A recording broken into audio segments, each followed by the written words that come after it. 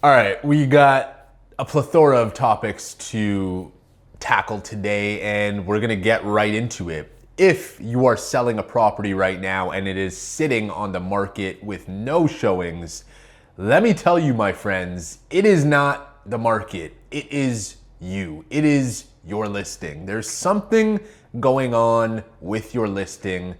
So let me get into this because by the active listings count, some of y'all need to hear this. I'm not gonna lie.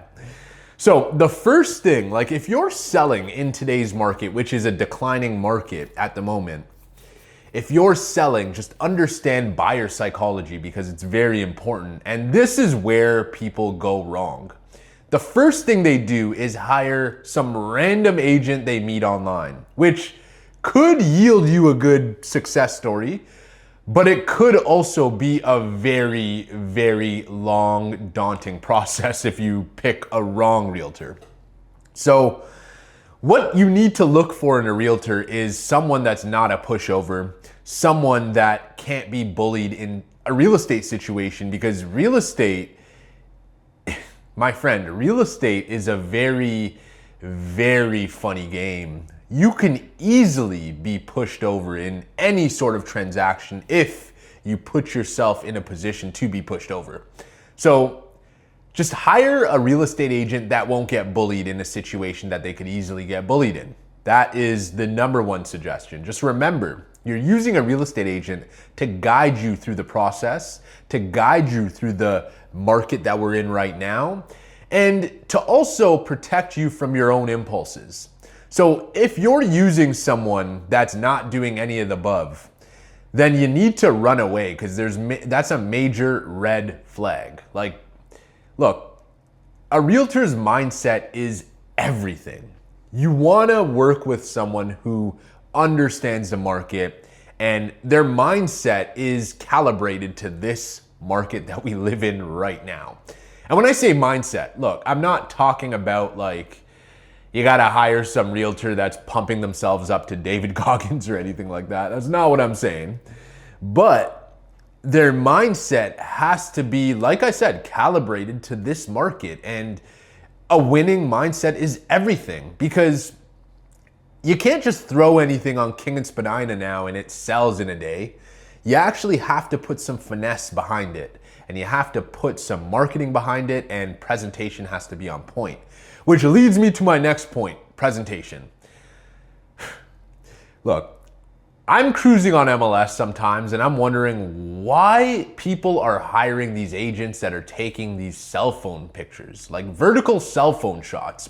Really grinds my gears when I see this on MLS because if you're trying to showcase a $100,000 property or even $1 million property, you're taking cell phone pictures to showcase this property at the best light possible. That is just a very unstrategic move because we all know buyer psychology and we all know buyers love the prettiest and best thing possible. So cell phone pictures do not work in this market. I'm sure things still sell with cell phone pictures, but if you're going to list, do yourself a favor and list properly with beautiful presentation. Your property should look immaculate when it's on MLS. It should not look like friggin' a haunted house out of like the 1950s. So yeah, that's a huge thing. Presentation needs to be on point. Let me give you a quick example of what I mean by presentation.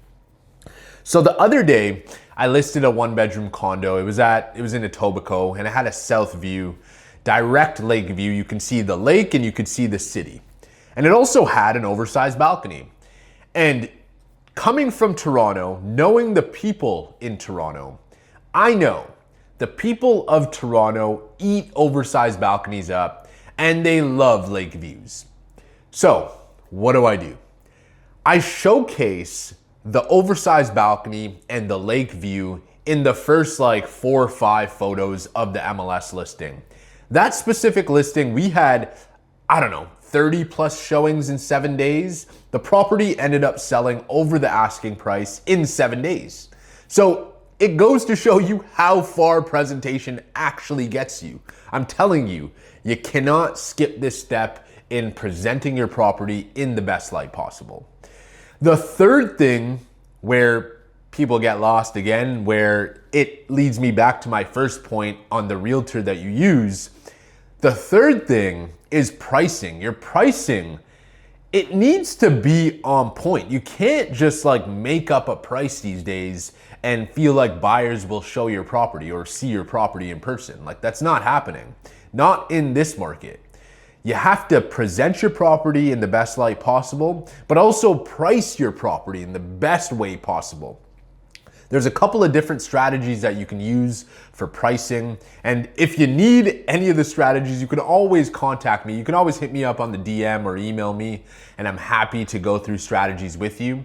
But pricing is incredibly important. How do you figure out pricing? Well, I would do a couple of things. I would look in, if you're in a condo, look in the direct building, look in the neighborhood buildings, look in the neighborhood itself.